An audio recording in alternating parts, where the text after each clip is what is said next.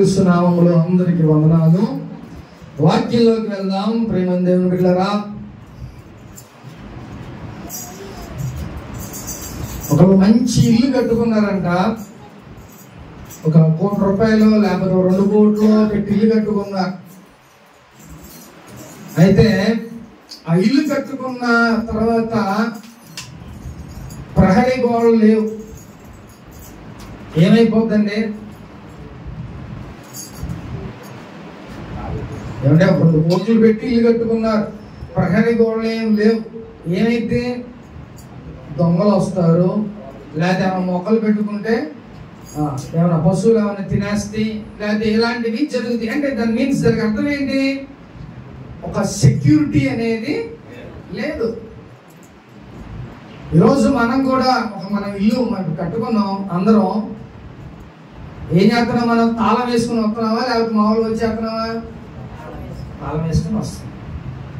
ఒక 10 లక్షలు లేకపోతే 20 లక్షలు 30 లక్షల ఇల్లుని ఏం చేస్తున్నాం? ఇంత కప్ప తాళం వేసుకొని ధైర్యంగా వచ్చి మనం కూర్చుంటున్నాం. అవునా కాదా?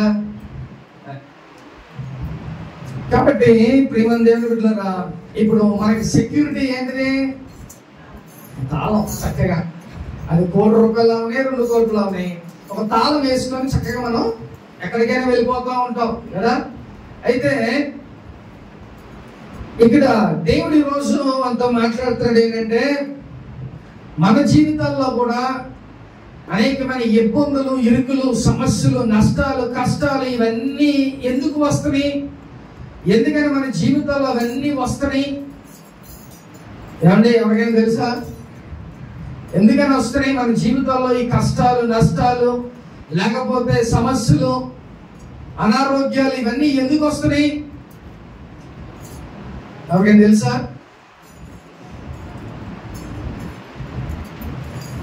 ఎందుకు వస్తున్నాయి? మనకి డబ్బులు వస్తాయి, నెలకి మనం ఏదో ఒక ప్లాన్ చేసుకుంటా ఉంటాం, కానీ ఏదో ఒక అనారోగ్యం, హాస్పిటల్కి వెళ్ళిపోవాలి, లేకపోతే ఏదో ఒకటి తలకి మించిన భారం అయిపోతా ఉంటుంది. ఇవన్నీ మనకి మన జీవితంలో ఇవన్నీ ఎక్స్పీరియన్స్ అవుతూ ఉంటాయి కదా. కానీ ఎందుకని అలాగ అవుతూ ఉంటాయి మన జీవితాల్లో?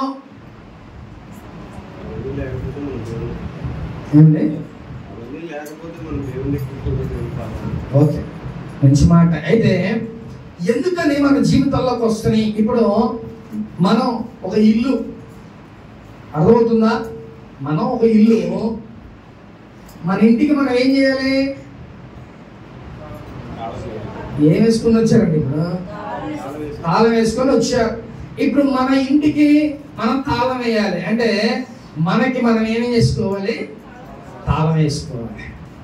ఇప్పుడు ఆ తాళం లేదు, జస్ట్ మనం నార్మల్గా ఉన్నాం. మీన్స్ మనకంటూ సెక్యూరిటీ లేదు. అయితే దేవుడు చక్కగా మన ప్రతి ఒక్కరికి, లేకపోతే మనకున్న ఆస్తులకి, మన పిల్లలకి, లేకపోతే మనకి దేవుడు ఏం చేస్తాడంటే ఒక కంచె అనేది చేస్తాడు. మనకి కంచె లేదనుకో, ఇప్పుడు బార్డర్లో మన ఇండియన్ బార్డర్కి, అలాగే పాకిస్తాన్కి, లేకపోతే చైనాకి ఏముంటుందో తెలుసా? పెద్ద కంచె. అది ఎవ్వరు దాటలేనంత కంచె పెద్దది ఉంటుంది. అది దాట రాలేదు. అర్థమవుతుందా? అలాగే ఇదివరకు రాజులు, లేకపోతే ఎదుకో గోడ ఎలా ఉండేదంట? శత్రువులు, ఇతర దేశస్తులు, లేకపోతే వేరే దేశం వాళ్ళు రాజులు దండెత్తకోకుండా గోడ దరిదాపు చాలా హైట్ గా, చాలా వెడల్పుగా, చాలా బలంగా వాళ్ళు కట్టారు ఎదుకో గోడని. ఎందుకని? వాళ్ళకంటూ ఆ దేశానికి ఒక కంచె చుట్టూరు. ఇప్పుడు వాళ్ళు ఎలాగుంటారు? ఆ దేశంలో ప్రశాంతంగా ఉంటారు. ఎవరు ఆ దేశానికి రావడానికి ఛాన్స్ లేదు. ఇక ఎవరు ఎక్కలేరు, ఏమీ చేయలేరు. కాబట్టి ఈరోజు నీకు కూడా ఏ అనారోగ్యం రాకుండా ఉండాలంటే, నీ జీవితంలో ఏ నష్టాలు జరగకోకుండా ఉండాలంటే, నీ జీవితంలో ఏ సమస్యలు, ఇబ్బందులు నీ దగ్గరికి రాకుండా ఉండాలంటే నువ్వేం చేయాలి తెలుసా? నీ చుట్టూరు నువ్వు కంచెను ఏర్పాటు చేసుకోవాలి. ఒక తాపీ మేస్త్రి పిలుచుకొని చక్కగా నీ చుట్టూరు ఒక గోడ కట్టించుకో. అంటే ఏం మన దగ్గరికి రావు కదా. కాబట్టి మనకంటూ ఒక కంచె ఉండాలి. ఇక్కడ యోబుకి దేవుడు కంచె వేశాడు. అర్థమవుతుందా? అలాంటి కంచె కాదు, అది కనపడిన కంచె, కానీ దాన్ని ఎవరు టచ్ చేయలేని కంచె. అలాంటి స్పెషల్ కంచె తనకి, తన కుటుంబానికి, తన ఆస్తి అంతటికి వేశాడు. మనం కట్టుకున్నాం అనుకోండి, ఏమంటే సుత్తులు పెట్టి కొడితే పగిలిపోతాయి, లేకపోతే జేసీబీ వచ్చి చేస్తే పడిపోద్ది. కానీ దేవుడు వేసే కంచె ఎలా ఉంటుందో తెలుసా? నువ్వు పెద్ద పెద్ద బాంబులు వేసినా కూడా ఆ కంచె అనేది పోదు. ప్రియమైన దేవుని బిడ్డ, హల్లెలూయా. కాబట్టి ఈరోజు దేవుడు మీకంటూ ఒక కంచె ఉందా? మీ చుట్టూరు, లేకపోతే మీ ఆస్తుపాస్తులకి, మీ పిల్లలకి, లేకపోతే నీ యొక్క రాకపోకలు నీకంటూ ఒక కాపుదల, నీకు ఒక కంచె ఉందా? సరే జ్ఞాపకం చేసుకోండి. అంటే ఇప్పుడు కంచె ఉంటే ఎలా ఉంటుందండి? సెక్యూరిటీగా ఉంటుంది. మనకి ఏం మనం టచ్ చేయవు, ఎవరు మన దగ్గరికి రారు, అంత సెక్యూరిటీగా ఉంటుంది. కాబట్టి ప్రియమైన దేవుని బిడ్డలారా, ఈరోజు యోబుకంట దేవుడు ఒక కంచె వేశాడు. అసలు బైబిల్ గ్రంథంలో మనుషులకి, ఒక కుటుంబానికి, వాళ్ళ ఆస్తికి అంతటికి కంచె ఉంటది అనే దానికి దేవుడు యోబు గ్రంథంలో పెట్టాడు. యోబుకి తన కుటుంబం అంతటికి కంచె వేశాడంట. అసలు కంచె ఉంటది అనే విషయం మనం ఇక్కడే తెలుసుకుంటాం. బైబిల్ గ్రంథంలో యోబుకి తన కుటుంబం అంతటికి కంచె వేశాడంట. అది ఎలాంటి కంచె అంటే ఎవ్వరు కూడా దాన్ని ముట్టుకోలేని అటువంటి కంచె. ఆఖరికి సాతాను కూడా దాన్ని ముట్టుకోలేని కంచె. అసలు సాతాను గాడు ముట్టుకుంటే అంటే దాని అర్థం ఏంటంటే, సాతాను గాడు మనం ఏం చేస్తాడా అంటే నష్టం, ప్రతి దాంట్లో నష్టాన్ని కలగజేస్తూ ఉంటాడు. లేకపోతే సమస్యలు, ఇబ్బందులు, సమాధానం లేకుండా ప్రతి విషయంలో మనకి నష్టం కలగజేసేవాడు ఎవరంట? సాతాను గాడు. ఇప్పుడు ఈ సాతాను గాడు మనం ముట్టుకోకుండా ఉండాలంటే, నీ జీవితంలో సమాధానం ఉండాలంటే, నీ కుటుంబంలో సమాధానం ఉండాలంటే, లేకపోతే నీ బిడ్డలకి, నీకు, లేకపోతే నీకున్న ఆస్తికి కంచె ఉండాలంటే ఏం చేయాలంటే నువ్వు చక్కగా దేవుని దగ్గరికి నువ్వు రావాలి. ప్రియమైన దేవుడు, యోబు అంట చాలా ఆస్తిపరుడు. ఊజు దేశంలో, ఆ దేశంలో యోబు అంత కోటీశ్వరుడు ఎవరో లేరు. ఆయనే ఆస్తిపరుడు అంట. కానీ ఆయన ఎలా ఉండేవాడు అంట తెలుసా? యథార్థవంతుడంట, నీతివంతుడంట, దేవుని యందు భయభక్తులు కలిగిన వ్యక్తి. రోజుల్లో మన దగ్గర 1,00,000 రూపాయలు ఉంటే చాలు, మనం ఎవరి మాట వినం. మనుషులు అంటే మనమని కాదు, ప్రతి ఒక్కరు అదే బిహేవియర్తో ఉంటారు.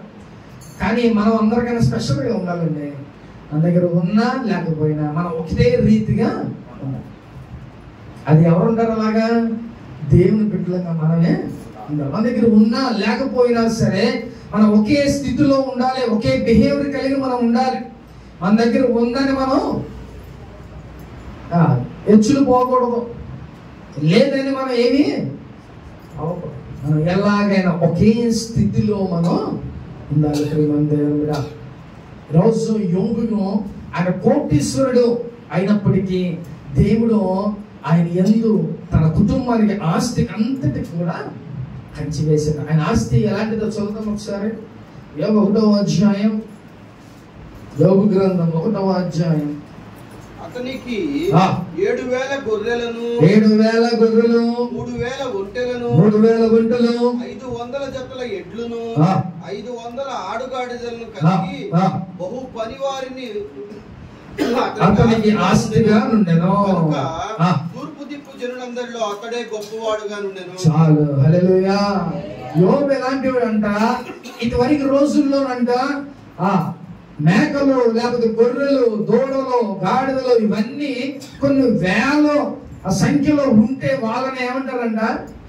కోటీశ్వరుడు, ధనవంతుడు.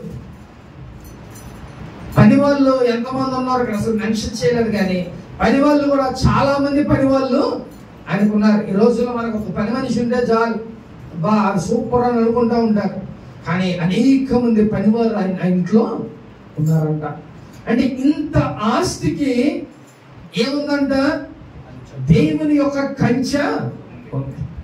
ఆ కంచె ఉంది కాబట్టి ఎక్కడ ఎక్కడ కూడా నష్టం అనేది జరగట్లా. రోజుల్లో మనకి నెలకు ఒక శాలరీ వస్తే ఒక 50,000 లేకపోతే 1,00,000 రూపాయలు మనం పనిచేస్తే నెలకు మనకు వస్తే మనం రాకముందే ఎస్టిమేషన్స్ వేసుకుంటాం. అరే మనం అది చేయాలి, ఇది చేయాలి, ఇది అని మనం చాలా అనుకుంటా ఉంటాం. ఈ లోపు మనకి ఏదైనా అయితే, యాక్సిడెంట్ అయిందో లేకపోతే అనారోగ్యం వచ్చిందో, ఇవన్నీ ఏమైపోతాయంట? హాస్పిటల్ పోలేకపోతాయి. అవునా?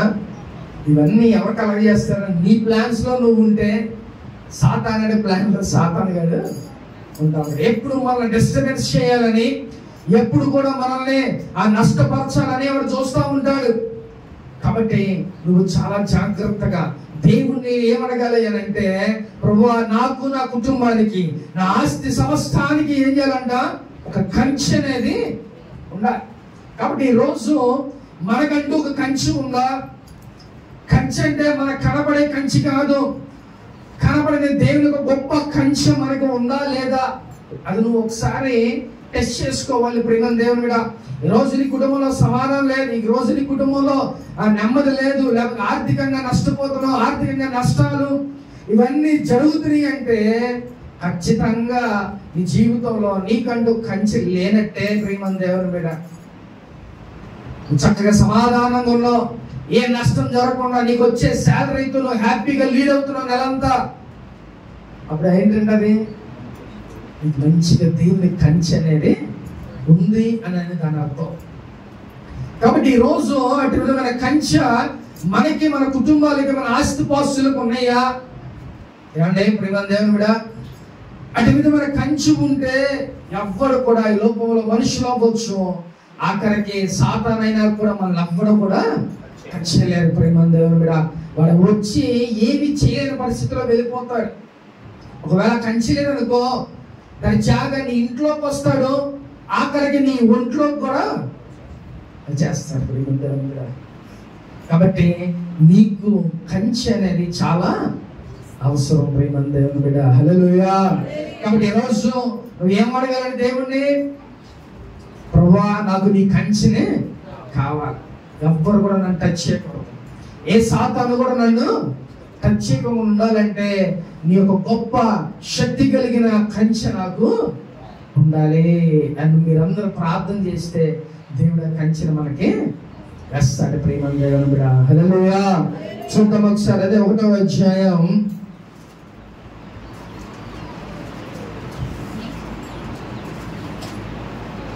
6వ వచనం చదువుకుందాం. యెహోవా సన్నిధిని నిలుచుటకై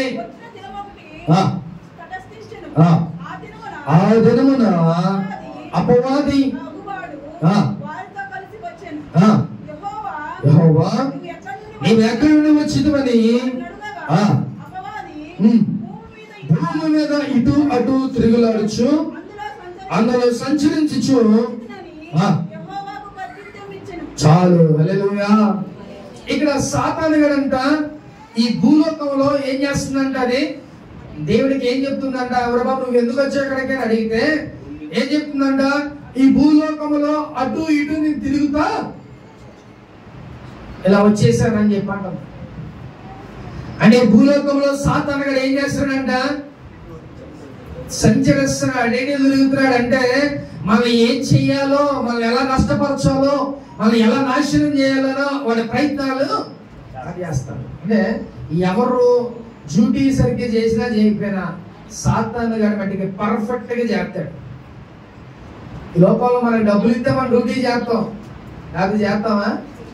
సాతాను గారు అంటగాడు, వాడికి శాలరీ ఇచ్చినా ఇవ్వకపోయినా వాడు పర్ఫెక్ట్ గా డ్యూటీ చేసేస్తాడు. ప్రియమైన జాగ్రత్త. కాబట్టి సాతాను గారు ఎప్పుడు మనల్ని నాశనం చేయాలని, లేకపోతే మనల్ని దేవుళ్ళలో వండుకోకుండా చేయాలని వాడు ఎప్పుడు అటు ఇటు తిరుగుతానే ఉంటాడంట. ఏమైందంట? ఒక సాతాను అంట వదిలిచ్చిన తర్వాత ఏమైపోతుందంటే వెళ్ళిపోయిందంట. మళ్ళీ ఏం చేసినారో కొన్నాళ్ళకి మళ్ళీ వచ్చి చూసిందంట. చూస్తే మన హృదయం ఎలా ఉందంట, ఖాళీగా ఉందంట. అంటే దాని అర్థం ఏంటి? ప్రార్థన లేదు, భక్తి లేదు, లేకపోతే ఉపవాసాలు లేవు, ఏం లేవు. వచ్చి చూసింది, అబ్బో అప్పుడు ఎలా ఉన్నాడు, ఇప్పుడు కూడా అలాగే ఉన్నాడు కుర్రాడు. ఏం చేద్దాం, మా ఫ్రెండ్స్ అందరం తీసుకొని వద్దాం. ఎందుకని ఇక్కడ ఏం లేదు కదా.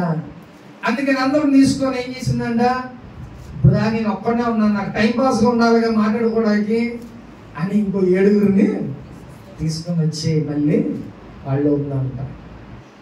అందుకనే మనం ఎలా ఉండాలి, సాతాను గాడు ఎప్పుడు మనం అబ్జర్వ్ చేస్తూ ఉంటాడు. నువ్వు ఎలా జీవిస్తున్నావు, ఎలా ఉంటున్నావు, నువ్వు అనేది ఒక మంచి భక్తి చేస్తున్నావా లేదా, ఈ విషయాలు వాడు గమనిస్తూ ఉంటాడు. నీలో ఎప్పుడైతే భక్తి తగ్గిద్దో, తగ్గగానే వాడు ఏం చేస్తాడంట, ఎంటర్ అయిపోతాడు.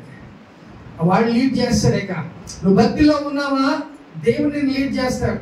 ఒకవేళ నువ్వు భక్తిలో లేకపోతే సాతానుగా నిన్ను లీడ్ చేస్తూ ఉంటాడు. ప్రియమైన దేవుని కూడా జాగ్రత్త. కాబట్టి ఎప్పుడు నువ్వు ప్రార్థన చేస్తానే ఉండాలి, ఎప్పుడు నువ్వు వాక్యం చదువుకుంటానే ఉండాలి, ఎప్పుడు నువ్వు నీ యొక్క ఆలోచనలు ఇవన్నీ కూడా దేవుని వాక్యముతో నింపబడాలి.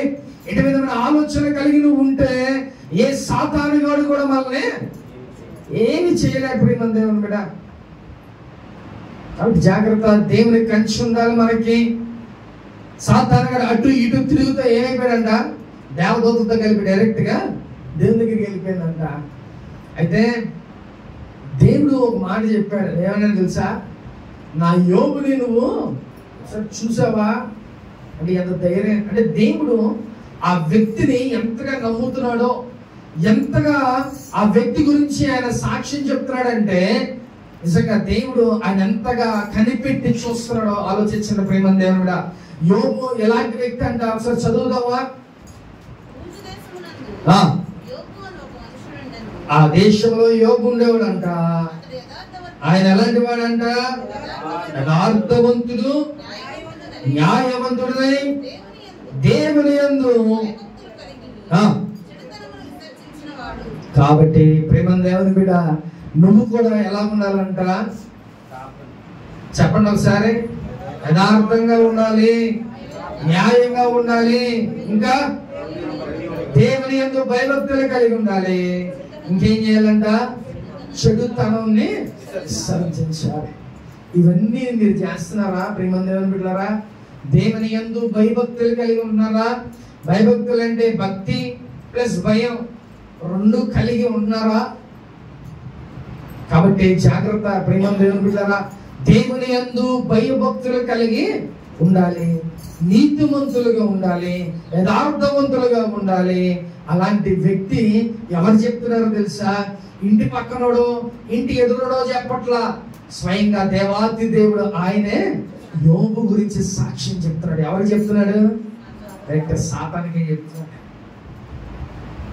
కాబట్టి ఈరోజు నువ్వు నేను కూడా అటు విధంగా జీవించాలి, మంచి సాక్ష్యాన్ని కాపాడుకోవాలి. ఈ లోకంలో మనం కాపాడుకునేది ఏంటంటే మన సాక్ష్యమే. అర్థమవుతుందా? మన సాక్ష్యాన్ని మనం కాపాడుకోవాలి. సాక్ష్యం అంటే మనం చేసే క్రియలే. అరే ఈయన ఇలా ఉండేవాడు మారాడు, చక్కగా దేవుళ్ళు మంచిగా ఉంటున్నాడు, లేకపోతే ఈయన ఇదివరకు ఇలా ఉండేది, గొడవలు ఆడేది, అనేకమైన మాటలు అనేది. కానీ ఇప్పుడు చాలా జాగ్రత్తగా దేవుని యందు భయభక్తులు కలిగి ఉంటుంది. ఇలాంటి మాటలు అనిపించుకోవాలి, మనం కూడా వినాలి. భలే ఉంటుంది. అర్థమవుతుందా? నువ్వు మారావు, మంచిగా ఉన్నావు, నిజంగా నీతిమంతుడిగా యథార్థంగా ఉన్నాడు, చక్కగా దేవుడిలో భయభక్తులు కలిగి ఉంటున్నాడు అనే మాట వేరే వాళ్ళు మనకు అంటే ఎలా ఉంటుందంటే, లేకపోతే నువ్వు వెళ్ళే దారిలో ఎవరన్నా అంటే సూపర్గా ఉంటుంది అన్నమాట. ఎప్పుడైనా విన్నారా మీ గురించి? మీరు విన్నారా? ఎవరైనా మీరు ఎలా వెళ్తుంటే నీ పక్కన వాళ్ళు, లేకపోతే కనీసం నీ ఎదుటోళ్ళని ఎవరైనా అన్నారా? మంచి భక్తి చేస్తున్నాం, మంచి ప్రార్థన చేస్తున్నాం అని ఎవరైనా అన్నారు నీతో? అట్లా అనిపించుకోవాలి. క్రైస్తవులుగా మనం మంచిగా యథార్థంగా నీతిమంతులుగా మనం ఉంటే మనం మంచిగా మనల్ని ఏమంటే తెలుసు, ఆ మాటలు మంచి మనకి బూస్ట్ ఇస్తాయి. అరే ఇదివరకు ఈ స్థితిలో ఉండేవాడు, కానీ ఇప్పుడు నిజంగా దేవుల్లో భయభక్తులు కలిగి ముందుకు వెళ్తున్నాడనే మాటలు వింటే ఎంత బాగుంటుందో. కాబట్టి ప్రేమ దేవుని బిడ్డ, నువ్వు కూడా యోబు ఎలాంటి వాడంట? ఒక కోటీశ్వరుడు, ఆయన దగ్గర ధనం అధికంగా ఉంది, లేకపోతే ఆ జంతువులు అనేకమైన ఉన్నాయి, ఆయన ఆస్తుపాస్తులు చాలా ఉన్నత స్థితిలో ఉన్నాడు.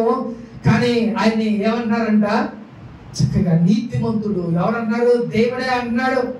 నీతిమంతుడు, యథార్థవంతుడు, భక్తిపరుడు అంట, చెడుతనమును విసర్జించేవాడంట. కానీ మన దగ్గర రూపాయి ఉండదు, ఇవన్నీ ఏం కూడా చెయ్యం. దీంతో పాటు ఇంకొక లక్షణం ఉంది ఆయనకి, ఉదయాన్నే లేచి ప్రార్థన చేస్తాడు. అర్థమవుతుందా? ఉదయాన్నే లేచి ఆయన తెల్లవారుజామునే లేచి ప్రార్థన చేస్తాడంట.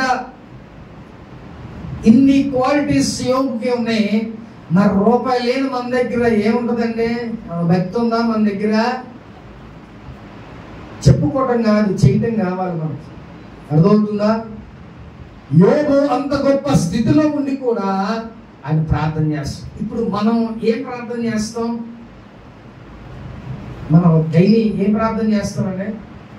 ప్రభువా నాకు డబ్బులు కావాలి, నా అప్పులు తీరాలి, లేకపోతే నేను ఇల్లు కొనుక్కోవాలి, ఇల్లు కట్టుకోవాలి, ఇంకా నా పిల్లల పెళ్ళిళ్ళు అవ్వాలి, ఇంకేం కావాలి?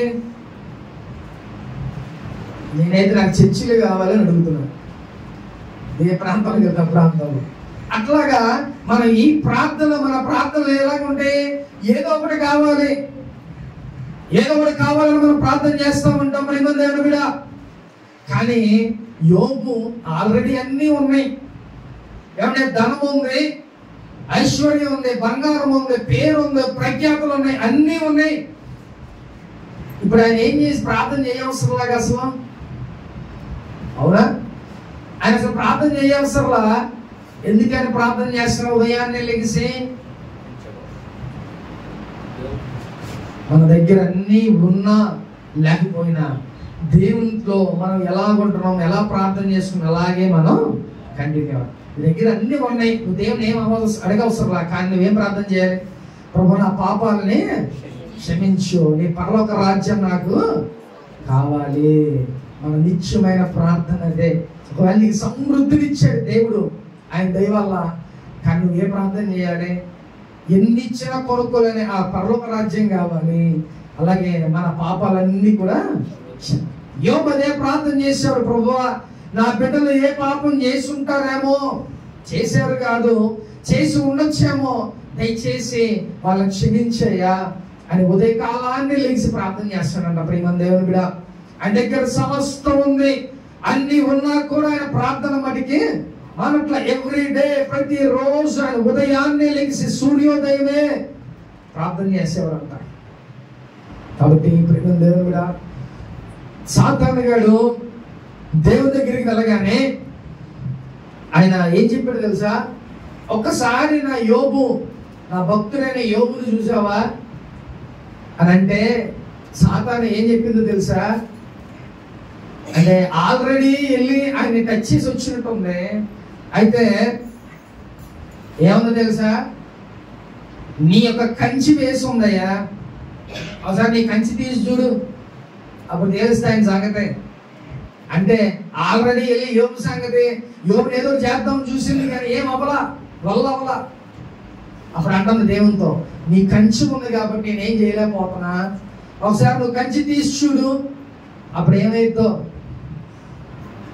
నిజంగా సాతానుగాడు అంటే దీన్ని బట్టి అర్థం ఏంటంటే, ప్రతి ఒక్కరి జీవితాల్లో సాతానుగాడు కలగజేసుకుంటాడు, సాతానుగాడు నష్టపరుస్తూ ఉంటాడు, సాతానుగాడు ఆ కుటుంబాలను నాశనం చేయాలని చూస్తూ ఉంటాడు. ప్రియమైన దేవుని బిడ్డ, కాబట్టి జాగ్రత్తగా దేవుని యొక్క కంచె నీకు ఉందో లేదో ప్రార్థన చేసుకో. ప్రియమైన దేవుని బిడ్డ, అంటే దీన్ని బట్టి దాని అర్థం ఏంటంటే, దేవుని యందు భయభక్తులు కలిగి ఎవరైతే ఉంటారో వారి చుట్టూ ఏముంటదంట? దేవుని కంచె ఉంటుంది. ఇప్పుడు నువ్వు దేవుని యందు మంచి భక్తి చేస్తున్నావా, దేవుని యందు భయభక్తులు కలిగి ఉన్నావా, అయితే కంపల్సరిగా దేవుని కంచె అనేది నీకు ఉంటది. నువ్వు ఏదో నామకార్థమైన భక్తి చేస్తే అది వేస్ట్, అది రేపు పనికిరాదు, అవన్నీ రేపు పైన చెప్పుకోవడం బాగోదు. అయితే నువ్వు మంచి భయభక్తులు కలిగి ఉంటే యోబుకి ఎలాగైతే ఉందో ఆ కంచె నీకు కూడా, నువ్వు భయభక్తులు కలిగి ఉంటే దేవుని అడగగానే వెంటనే దేవుడు నీకు కంచె వేస్తాడు. ఎందుకంటే దీని అర్థం అదే, యోబు భయభక్తులు కలిగిన వాడు, నీతిమంతుడు, యథార్థవంతుడు కాబట్టి ఏమైనా ఉందంట, దేవుని కంచె ఉంది. ఇప్పుడు నువ్వు కూడా నిజంగా అట్టి విధంగా ఉన్నావనుకో, అదే స్థితిలో ఉన్నావనుకో, నీకు కూడా కంచె ఉన్నట్టే. కానీ భయభక్తులుగా లేకపోతే, దేవుని యథార్థంగా లేకపోతే ఆ కంచె అనేది నీకు ఉండదు. ప్రియమైన దేవుడా, ఇప్పుడు సాతాను గాడు ఏం ప్రశ్న వేసాడంట, ఆ కంచె తీసి చూడు, ఆయన సంగతి ఏంటో తెలుస్తా, నీ గురించి ఏమంటాడో చూద్దాం అని అన్నాడంట. దేవుడు ఏం చేశాడంట, వెంటనే కంచెని తీసేసాడు. అప్పుడు ఏమైందంట, సాతాను గడికి ఎంటర్ అయ్యి యోబు జీవితంలో ఏమేం చేశారు తెలుసా, కుమారులు చనిపోయారు, అలాగే ఆస్తి అంతా నష్టం, అనారోగ్యం, ఆఖరికి తన భార్య కూడా వదిలేసి వెళ్ళిపోయి ఆయన ఎక్కడ ఉన్నాడో తెలుసా, రోడ్డు మీద ఉన్నాడు. కంచె ఉన్నప్పుడు ఎలా ఉంది, సూపర్ ఉన్నాడు, ఎవరు టచ్ చేయలేని పరిస్థితి, మనుషులు అవ్వచ్చు, సాతాను ఎవరు కూడా టచ్ చేయని స్థితిలో ఉన్నాడు. ఒక్కసారి దేవుడు కంచె తీయగానే ఏమైపోయిందంట, సర్వం నాశనం అయిపోయింది. అంటే దీన్ని బట్టి మనకి ఏమర్థమవుతుంది, దేవుని కంచె ఉంటే సాతాను గాడు కూడా మనల్ని టచ్ చేయలేడు. ప్రేమ దేవుడు, ఈ మాట గుర్తు పెట్టుకోండి. ప్రేమ దేవుడిగా కంచె ఉండగా సమృద్ధి ఉంది, కంచె ఉండగా ఆనందం సంతోషం ఉంది, కంచె ఉండగా ఆయనకంటూ ఒక క్షేమం అనేది ఉంది. కానీ కంచె తీసిన తర్వాత ఆయన ఎవరికి తన బాధ చెప్పుకోలేని పరిస్థితి, ఆఖరికి రోడ్డు మీద పడిపోయి ఉన్న స్థితిలో, అనారోగ్యంలో ఉన్న స్థితిలో, ఆయన దిక్కులేని స్థితిలో ఆయన ఉన్నాడు. అంటే కంచె ఎప్పుడైతే తీసారో ఆ స్థితిలోకి ఆయన వెళ్ళిపోయాడు. ప్రేమ దేవుడా, కాబట్టి ఈరోజు నీకు కావాల్సింది ఏంటంటే దేవుని యొక్క కంచె నీకు ఉండాలి. ఆ కంచె ఈరోజు నీకు ఉందా లేదో టెస్ట్ చేసుకో. ప్రేమ దేవుని బిడ్డ, ఒకవేళ లేకపోతే ప్రభువా దేవా నీ యొక్క కంచె నాకు వేయండి, నాకు, నా కుటుంబానికి, నాకు కలిగిన సమస్తానికి నీ యొక్క కంచెని వేయండి. అలా ఉంటే ఎవ్వరికి కూడా మనల్ని టచ్ చేయడానికి వెళ్ళారు. కాబట్టి ఇప్పుడు మనం శ్రద్ధగా విన్నాం, యోబు ఎలాంటి వాడంట, యథార్థవంతుడు, నీతివంతుడు, న్యాయవంతుడు, భక్తిపరుడు, అలాగే చెడుతనాన్ని విసర్జించాడు. Everything he is a good person, చాలా మంచి వ్యక్తి. ఆ ఒక్క మాటలు ఎన్నో వచ్చేస్తాయి. రోజు మనం కూడా అటు విధంగా ఉంటే దేవుని కంచె మనకి ఉంటది. ఒకవేళ అలా లేవనుకో, ఎలా ఉంటుందో తెలుసా, సాతాను గాడు మనల్ని నాశనం చేయటానికి చూస్తూ ఉంటాడు. ఈరోజు కంచె ఉంటే ఎలాగుందో, దేవుని కంచె లేకపోతే ఎలాగుందో, ఈ రెండు విషయాలు ఈరోజు మనం తెలుసుకున్నాం. కాబట్టి ఆ కంచె, దేవుని యొక్క కంచె ఎంత విలువ కలిగిందో ఈరోజు మనం చూసాం. ప్రేమ దేవుని బిడ్డ, దేవుని కంచె ఉంటే మనకి క్షేమం, మనకి ఒక కాపుదల, మనకంటూ ఒక సెక్యూరిటీ. అలా ఉంటేనే చక్కగా మనకి ఆరోగ్యం, క్షేమం, సమాధానం ఇవన్నీ మనకు ఉంటాయి. ప్రేమ దేవుని బిడ్డ, ఒకవేళ దేవుని కంచె లేకపోతే మనకు అన్ని నష్టాలు జరుగుతూ ఉంటాయి, అనారోగ్యాల్లో ఉంటాం, లేకపోతే ఆ నష్టాల్లో ఉంటాం, సమాధానాల్లో ఉంటాం, ఏమి కూడా మనకి ఉండవు. కాబట్టి జ్ఞాపకం చేసుకో. ఇప్పుడు దేవుని కంచె నీకు ఒకవేళ కావాలని అంటే నువ్వు భయభక్తులు కలిగి దేవుని యందు ఉండు, దేవుని అడుగు, అప్పుడు దేవుడు చక్కగా నీకు దేవుని కంచె నీకు వేస్తాడు. కాబట్టి ఈరోజు మన ప్రార్థన ఏంటయ్యానంటే, దేవా నీ కంచె నాకు వేయి, నాకు, నా కుటుంబానికి, కలిగిన సమస్తానికి నీ కంచె నాకు కావాలి అనే ప్రార్థన చేస్తే దేవుడు నీకు అంటూ ఒక కంచెని దేవుడు. కాబట్టి ఏ నష్టం కూడా మనకు జరగదు, ఏ శ్రమలు కూడా మనకు ఉండవు, ఏ నష్టం మనకి, ఎలాంటి అనారోగ్యాలు వచ్చి ఏమైనా కూడా దేవుడు మనకి కలగజేయకోకుండా, సాతాను గారి ద్వారా మనకి ఏ నష్టాలు కలగకోకుండా దేవుడు మనకంటూ ఒక కాపుదల దేవుడు ఇస్తారు ప్రియమైన దేవుడు. కాబట్టి ఈరోజు నీకంటే అటు విధమైన కంచి ఉందో లేదో ఒకసారి జ్ఞాపకం చేసుకో ప్రియమైన దేవుడు. అటు విధంగా ఉంటే మనకి ఎంతగానో సెక్యూరిటీ. అర్థమవుతుందా? కాబట్టి దేవుని రోజు నుంచి మనం అయ్యా నీ కంచె నాకు కావాలి అని ప్రార్థన చేసుకుంటే దేవుడు అందరికీ కంచెని ఇస్తాడు. ఆత్మ చూసిన వాడు చూడ వినగాక. ఆమేన్. అందరూ మోకరించి ప్రార్థన చేసుకుందాం.